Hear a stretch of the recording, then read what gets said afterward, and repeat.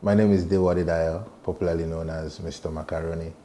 I'm an actor, a content creator and producer, an entertainer, and a good boy. And oh yes, this is Simple TV.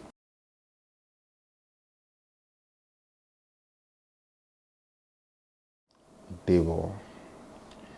Debo is a good boy. I like saying that a lot. Cool, calm, intentional. What else? Yeah, very intentional. Um, I'm hopeful. Hopeful. I believe that there are vast opportunities that we can always tap from, and as long as we draw breath, there is hope.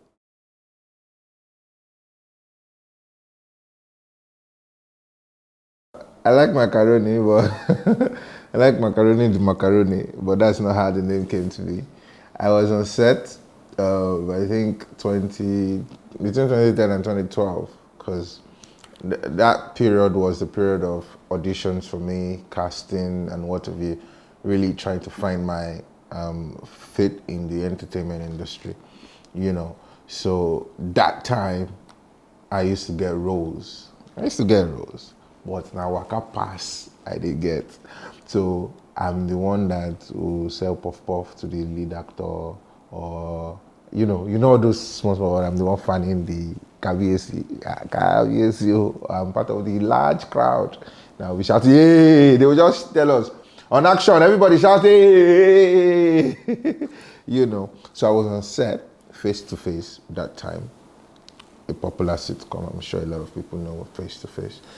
So it was an extra as always then, but there was a particular way, because me, I believe any role, even at that time, I was opportune to be in. I deliver my best. I don't care whether it's a scene or I don't even see anything. My expressions are always there. And then the director liked how I was interpreting the role at the time, and he looks at me and said, I like this boy. It's like we'll create more scenes for him. Oh yeah, you give yourself a name. And he was talking to me, so I was shocked. Like, yeah, what do I say now? Then I just remember Mr. Macaroni riding on a bicycle, and I said, Mr. Macaroni, and everyone looked at me and said, okay, Mr. Macaroni. So since that time, I started calling myself Mr. Macaroni.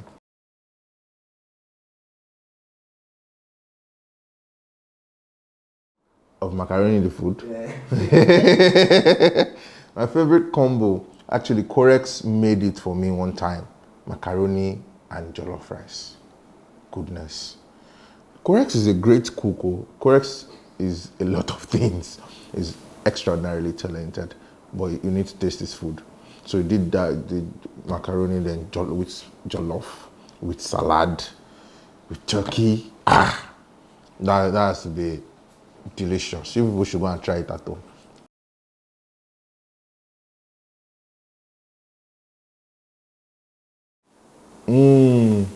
Two are actually one, acting and content creation. Pardon me, I don't really like to call myself a comedian, because, I know that sometimes, or most times, because of my online characters, I invoke laughter. And trust me, I was equally shocked that I could create characters to invoke laughter. I've never been one to intentionally want to create comedy, because as a thespian, I studied theater arts in school. Any moment I get to say this, I always say, trained by the very best, the greatest, Professor Ahmed Yerima, former Director General of the National Theatre, former Artistic Director of the National Troupe, former Director General of the Abuja Carnival, the 3-star General. Shout out, Baba.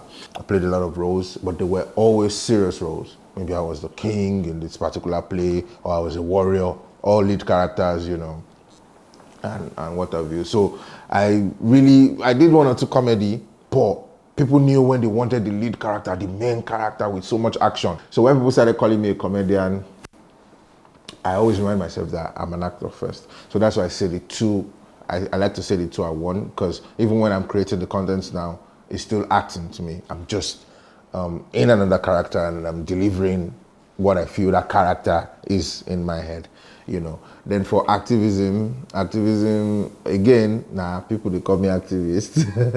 I don't call myself an activist because I don't intentionally set out to be an activist. You know, so, you know, I mentioned earlier that I'm very intentional about the things I do. So there are some things that I have mapped out in my life, about my life, how I want to do things. But what I've now come to realize is in the course of doing these things, people tend to create a name for it in their own world, which is totally fine. But I'm constantly reminded of my purpose, of the kind of person I am and the kind of person I want to continue to be. You know, so activism was born out of that, out of my personality, out of the kind of person that I am. I injustice. Pardon my language, yeah, but I do not like injustice. I like to speak up when I feel oppressed or I feel intimidated or I see people around me that are being victimized and cannot speak up for themselves.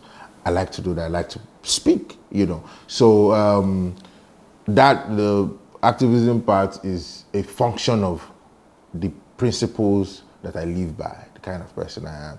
And acting, content creation is just my talent. It's just what I love to do, and I'll continue to do that. I don't think I can stop doing it.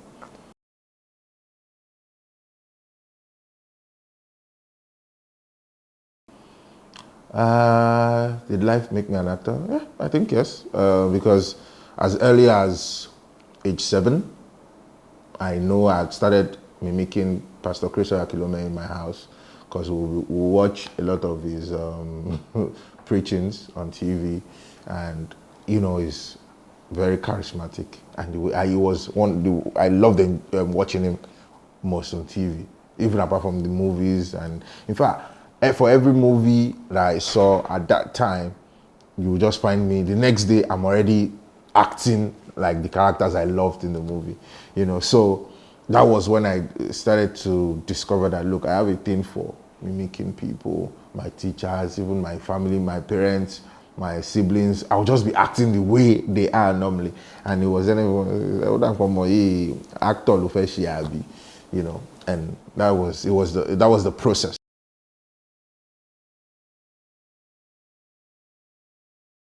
Those days of auditioning, those days of getting any role, give me anything, I will do. Anything, you know. Those were the days of desperation, and those were the days of, you know, I just want people to see my talent. I just want people to see what I can do, you know. But now, before I work on a film, I need to see your script. Right now, as I talk to you, I have about 4 to 5 scripts waiting for me to read.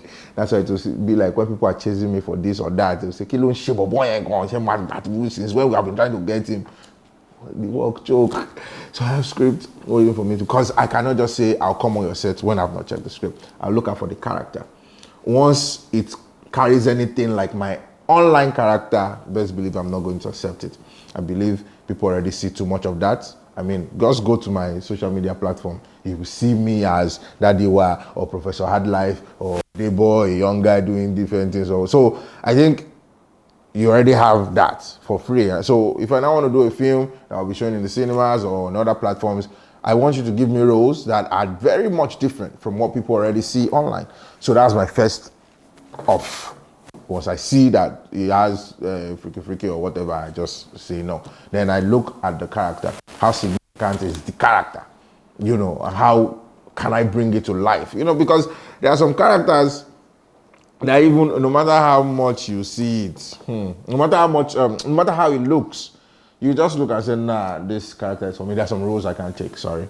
Of course, I'm able to do every role, but there's some roles I can't, because why? The actor, which is me, Debo Adedayo, and the character, which is the role that I will play in the particular project, have to be one for the process of drama to be complete. So if Debo, the actor, is not one with the character, if I cannot relate with it, or the character is not something I can bring to life because some part of me will not let me do it, then I might not be able to accept it. So those are the things I look at for.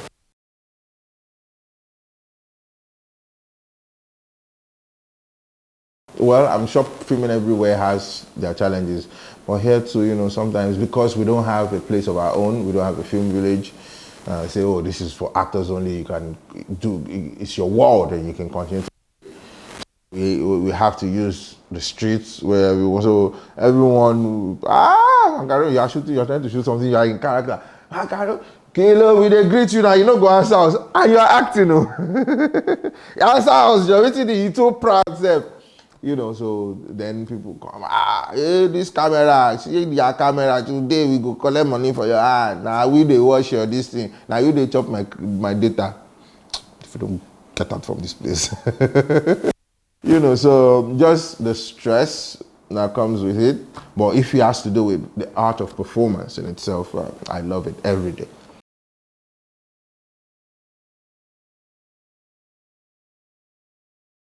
For me, every new role it's a challenge because it has to be totally different from the other role.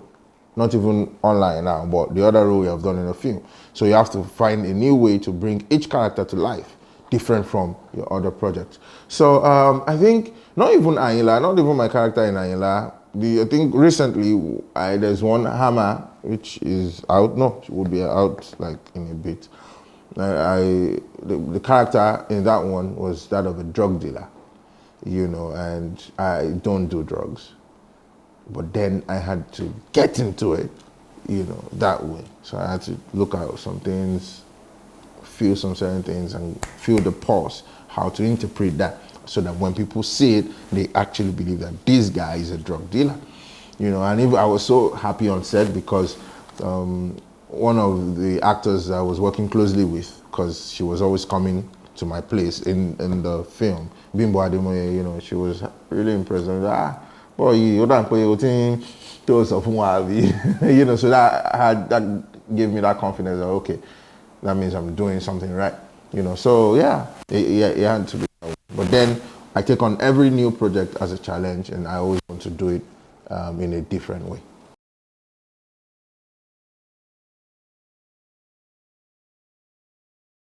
Yeah, comedy is a form of art that invokes laughter,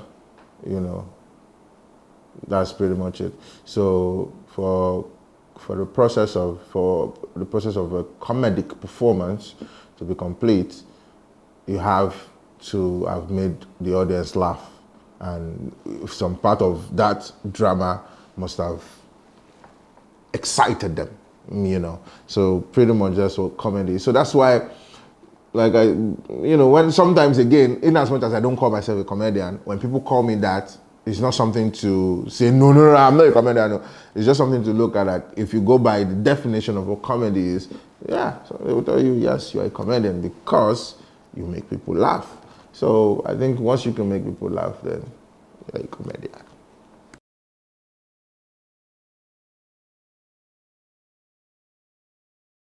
How my creative process, my creative process is wiggle, is wobbly because I'm always stressed.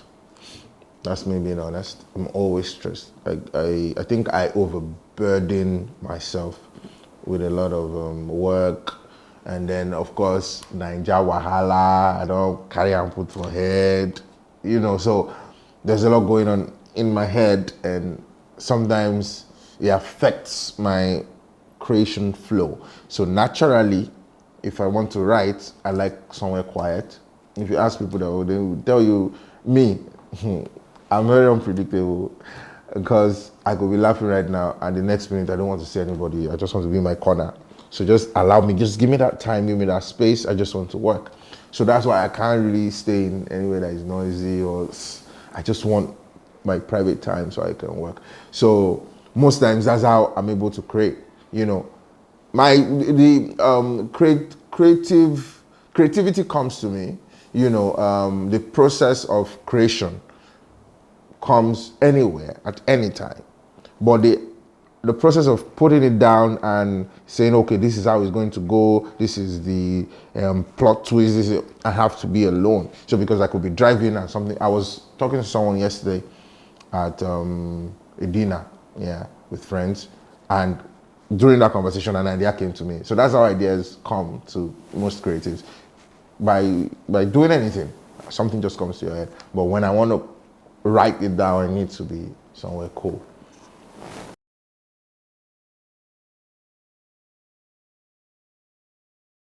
I'm inspired by what I see, what I hear, what I feel, my happenings in the society, right?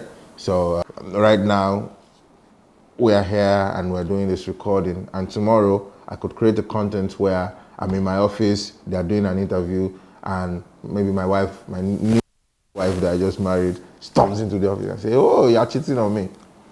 So that's how the inspiration comes, you know. Society gives to us what we use, and that's why art and content in itself is inexhaustible, because as long as man continues to live, there will always be content.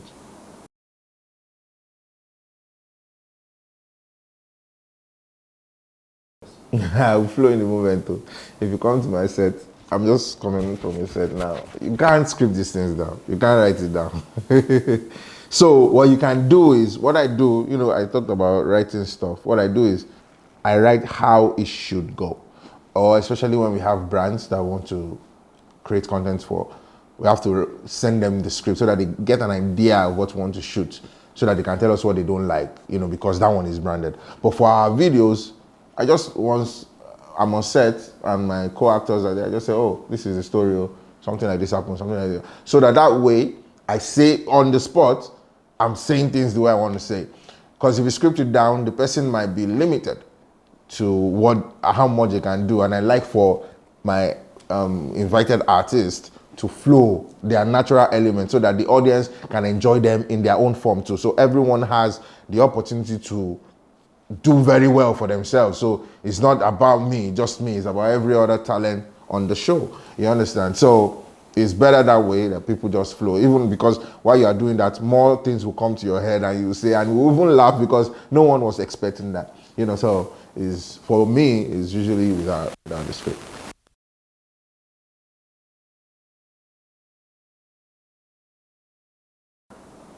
Social media has had all the influence. Because I said before, I audition today, casting call tomorrow, this one, that one, and I got tired. I wasn't getting the kind of roles I wanted to get. I wasn't getting the calls. For how long will I continue to do Waka Pass?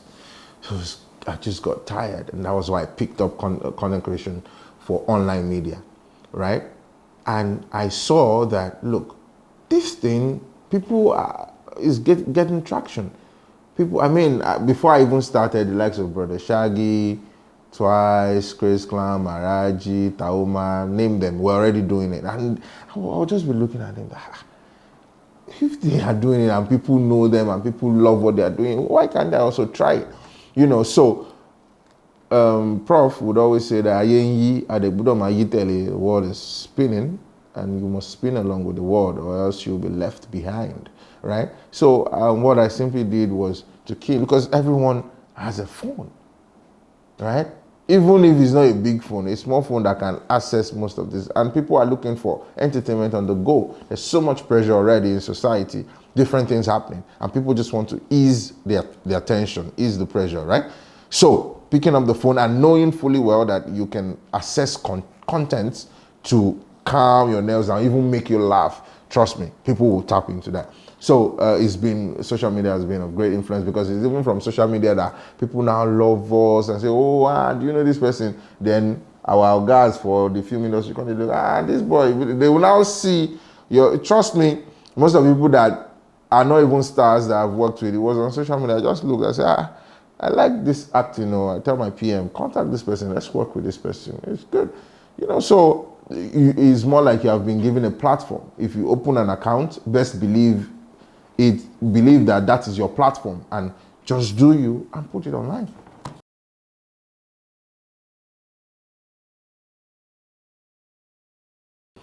Trust me, they're inevitable. Do you know why they are inevitable? Because even me myself, before I got to this space now, and now that I'm a public figure, me too, I used to do negative comments everywhere. And then there was one time they went to bring out some tweets in the past, I abused Whiskey one time. Even the Jazzy that gave me money one time, that I abused him for one time. Yeah, I was just abusing people up and down. So, and that time, waiting with my age, even apart from age, I was not doing anything. I was just in my room, or from morning till night, I'll be in my room on the phone. Look at this one, you don't even get talent. That's why I got idea is long tweet. Go, everybody go. So, people feed off such negative comments, and then now being in the public space and being a public figure, when I see comments like that, I now understand how badly it can affect the creatives, because it's okay to criticize, but it has to be constructive. So that was now again what I learned in school as a thespian. They'll teach you criticism. So it's okay to criticize, but they have to be constructive. You don't just go about insulting people and saying, oh, rubbish, oh, nonsense. Because then you have to look that, no, it would affect the creative one kind. But what I now do, how I handle things like that is, look, I put out the content, I have series of comments, likes and everything, and about 90 something are positive comments. If out of 100 comments, 90 are good, why don't I focus on the 90 that are good and respond rather than focus on the 10 that have one or two things to say? So if the criticisms are good and they are done in good light, I take them and look, okay, there's sense. There are a lot of comments from my audience that I've used to even create content. That say, Mr. Macaroni, give us this now, try this. And I thought, oh, wow, thank you. And I try. But when it becomes insulting, then that one is not good.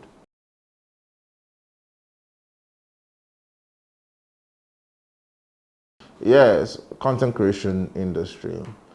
The challenges in content creation industry. Well, is there an industry? Well, there's a lot of people doing different things, which is what I mentioned earlier about people having a platform. So for me, what I'll tell you is see yourself as a brand. I think the challenges would be the abuse of the platform, because for whatever is good, trust me, also has what is bad about it. So you now find that people abuse the platforms that they have, or abuse the traction that they get. And the bad thing is when you try out something, maybe you post something nasty, or you're trolling people, or you have an account dedicated to doing that, and people engage it and people are liking it. In your mind, you feel that will be the right thing to go, that will be the way to go about it. So I think everyone looking inwardly and saying, oh, look, this is good or this is bad, because there's the probability that people will use the platform that they have. In fact, that's the challenge, that people are using their platforms to pass across the wrong messages, or they are promoting some certain things that are not right with their platforms. So these are one or two challenges that I think we all can work on.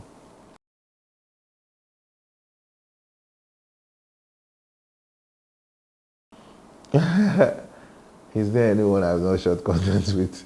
I believe so strongly in the art of collaboration. As a matter of fact, I think when I started late 2019, early 2020, that period, I was practically, I think I really started that collaboration thing. Like, I put it on my head, like serious collaboration. And it was when I started to do that, and it was good, and people, content creators, started to see that collaborating is not so bad. Because I'm looking like, we are so, why do we feel we should be so engrossed with ourselves that we cannot collaborate and and trust me, I now looked at it and I said, look, these collaborations even do way better, because you're coming together, and it's just like musical artists featuring themselves, and this person already has the fan base, this person already has the fan base, and you're coming together and people are saying, oh wow. So, and you're not doing it in the art of competition,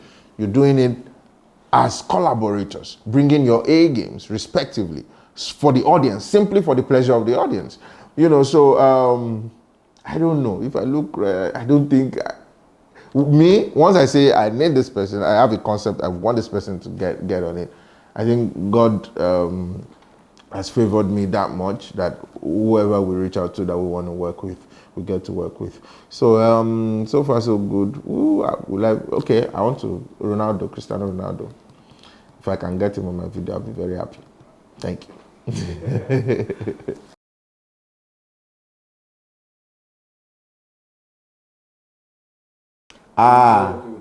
Wahala. Favorite out of all those people, I don't think so. They're also beautifully talented and amazing people that I've worked with. It will be so difficult to say, oh, this one, that one.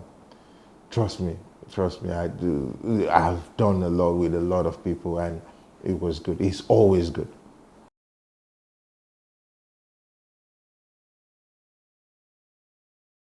Don't abuse social media. Don't use, there's so much power in social media. Why not use it for good instead of abusing it? Maybe, and abusing it right now might be because you don't know how best to use it. So why not think of how best to use it rather than just giving up? You can't afford to give up as a young creator, you don't even need to be young. Anybody can be a content creator. So as an aspiring content creator or a budding content creator, you have nothing to lose. I'll put it that way. Explore. Of course, like I said earlier, there have to be limitations in what we do, but explore. Just do different things. There is, especially for thespians, I've always said that I would do a paper on that, on thespians. There's a thing I call the thespian pride, and you feel, oh, you're beyond some certain things, or some certain things are beneath you, and you cannot do this or you cannot do that. Just explore, and you never can tell. So what I'll tell you is keep doing it. You must be doing something. If God's grace is going to come and meet you somewhere, let's say, hey, oh yes, Mbalaja, they waste time. That's why Ashake day our face now, right now. Everybody is singing Ashake right now. So I'm believing there's one button that they just press. This boy, it don't work. So you must be working, and you never can tell. So don't stop. You have nothing to lose.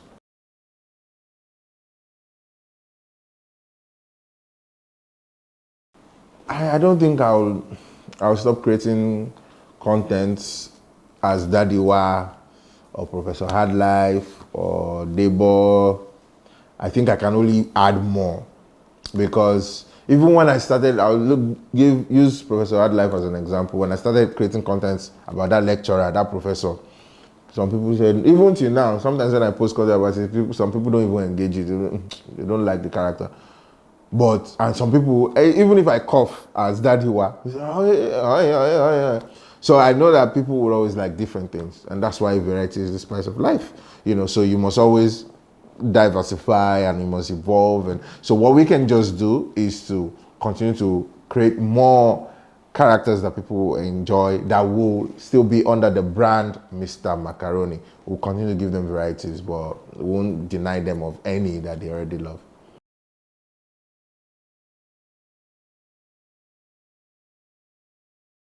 I get tired though. Eh? Sometimes I could just look, say, oh boy, I don't tire.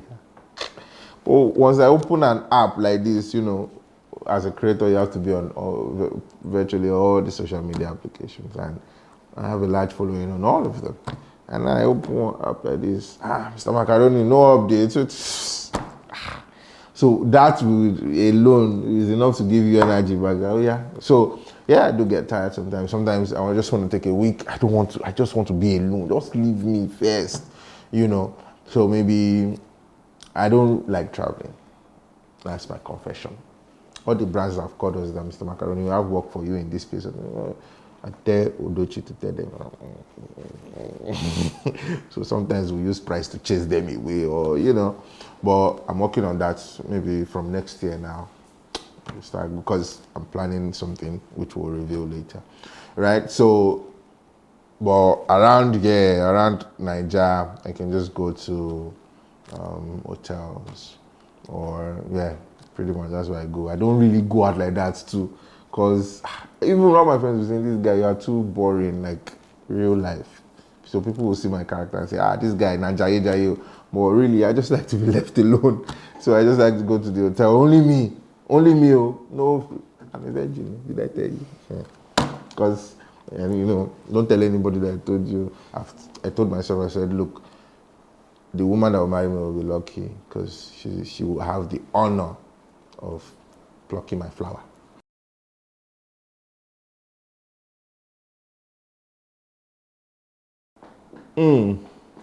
My alter ego. Oh, trust me.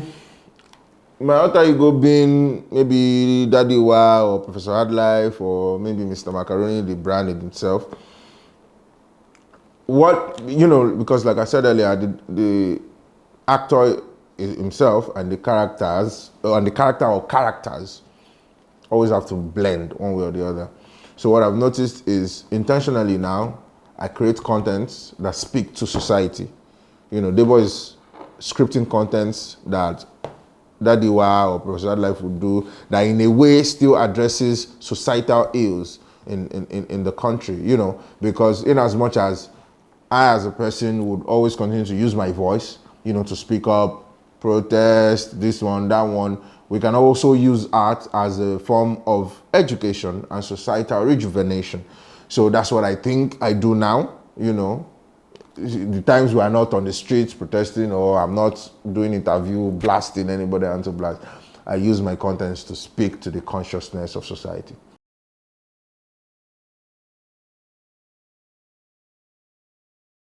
No, actually. My dad is a journalist. My mom is an educationist. So my dad has and still always speaks truth to power. Only that he does his own with his pen. He writes these things down. So, but for me, I just noticed that from my early years, I've always just been like that. If I don't like something, I will say it. You can flog me or you can do whatever. You can be beating me like this, but I will still be talking and saying this is not right and this is that and this and that. So, it was, I think, and also my dad allowing me to be, or my parents just giving me the freedom. They did not say, shut up, don't challenge anybody. No, they gave us that room. Of course, they will advise us, okay, so if you want to express yourself, do it respectfully, do it this way, but they would never shut us up. So that really helped me, to develop my confidence, and it boosted my morale such that whenever I felt there was something wrong, I would speak. I'll speak always. So, but it wasn't like there was a particular incident that made me that way. I've always just been like that.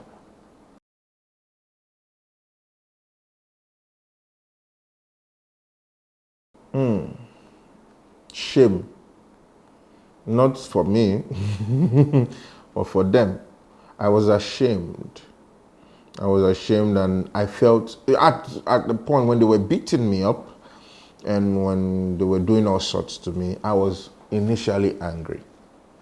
But after a while, I felt pity for them, because I now looked at these people. They are youths like me.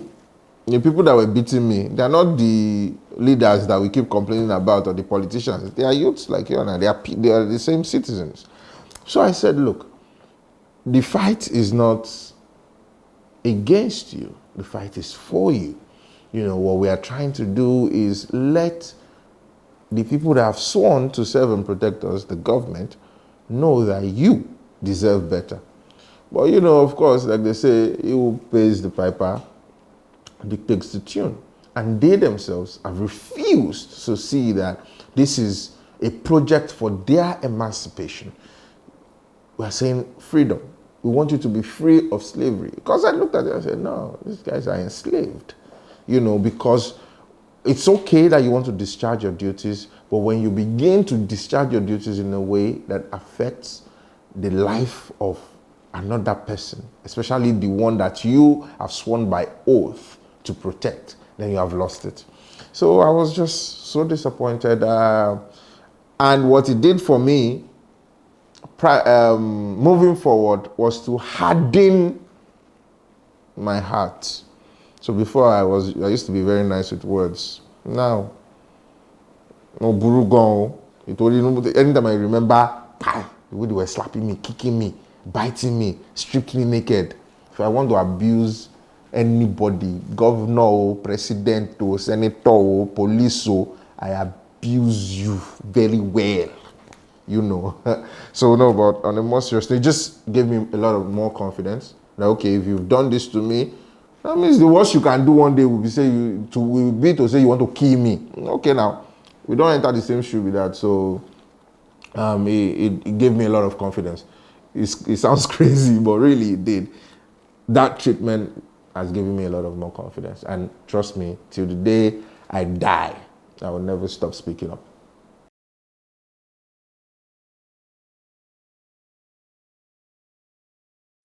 Right to life. Right to life, right to freedom of expression, right to freedom of movement, right to association. I did a paper on this, and I used EndSARS as case study, and all of those rights were, it was abominable what they did, what the government did. Because first you have threatened the right that should be enforced mostly, which is right to life. There are rare occasions, as provided in the Constitution, where your life might be subject to review based on offenses that you must have now committed, criminal offenses that are punishable by death in itself. But then when people, because they have different opinions or because they are demanding for better, you now subject their lives to threats and you want to take their lives. You have not only suppressed their freedom of expression, you are now trying to take away their freedom to live. So I think, in fact, at the point it wasn't looking like we were still in the civilian regime. It was looking like military, where you cannot talk. Once you say something, you already find that DSS is trailing you, or they want to do this, or they want to do that. Look at different instances, So I think those rights, I think the government can do better.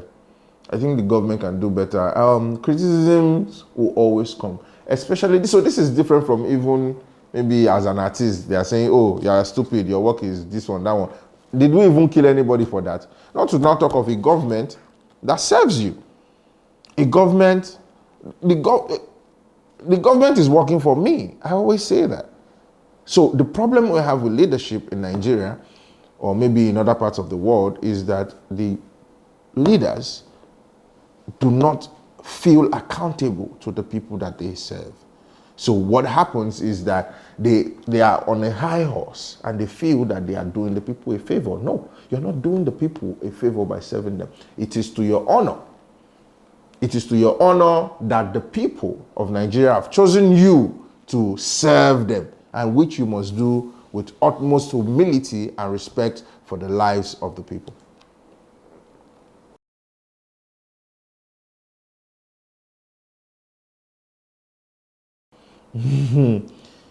I grew up at Ojota, at least for like maybe till I was maybe 9 or 10. From now moved to Agodo. But it was fun. Grew up with my siblings. My dad is a Muslim, my mom is a Christian, so I tasted both religion. My daddy would tell us that if we get kewu, he will pour honey on our hand and we will lick. My mom, on the other hand, was not as friendly. Anytime she sees us doing kewu or she catches kewu teacher teaching us kewu, she will flog the kewu teacher and chase him out of the house. That's what my mom did. Now, she would have drag us. We must go to church. So, but of course, what happened is when we now get to a certain age, you now get to decide which one do you want, this one or that one. As for me, I chose love. I always say to myself that there are only two religions, the religion of good and the religion of evil. So you are either good or bad, because I practice Islam, and all Islam points toward is love. Actually, all the 10 commandments, love is at the center. because to stick to those commandments, you have to have love in your heart. So growing up was that way. It was fun, experimenting those religions, playing with my siblings, all of them, learning one or two things from my father, who was he was, he was doing well. He's still doing well, So yeah, then Magodo, then my school. I'm the last child, from my mom, and I love her so much, and she loves me too, and she showed that, So I attended Babcock University High School, secondary school, and every time, because I will be missing home, I'll pretend that I'm sick. So my acting and stuff from today, and everybody will believe, say, this boy, take him home. Once they take me home like this, Milo, Milo and me, So it was pretty much fun. It was pretty much fun and interesting. I'll say that.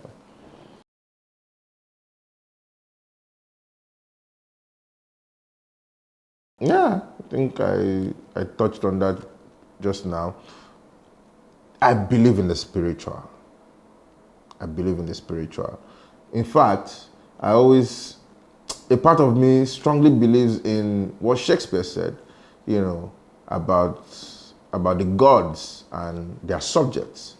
As flies are to wanton boys, so are we to the gods. They use us for their sports. I strongly believe in the spiritual, and I believe that there's a control, control. And if you read,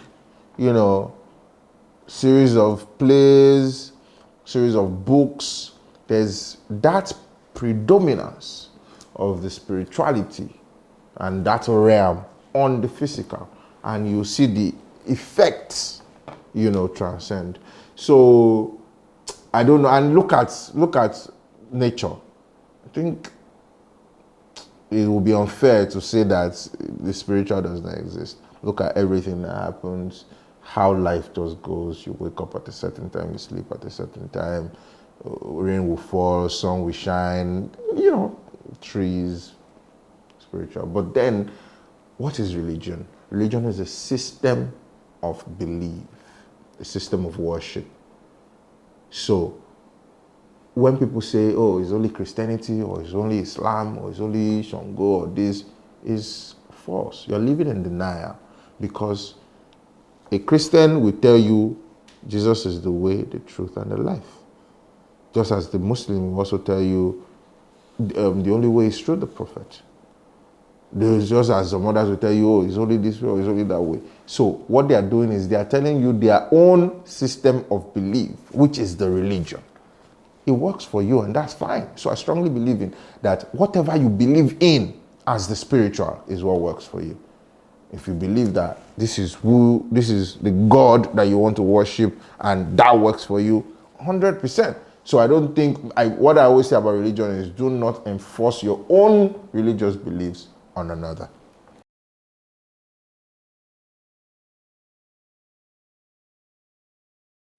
If I wasn't famous, what would I be doing right now? I'll be a lawyer. Because I even did law. It was my first university, Illicit University, in law I did study. Before I moved, the other one I went to was still law. Before I told them at home that I know they do this law again, now they mess with my head. Because they will be telling you, go and fight, go and fight, go and fight. All law, the teachings. It's not as if they are teaching you that go and fight, but the way the teachings they go, you go no say not trouble. Not trouble that they teach you to go commit. So, I'll be a lawyer. I love fights too.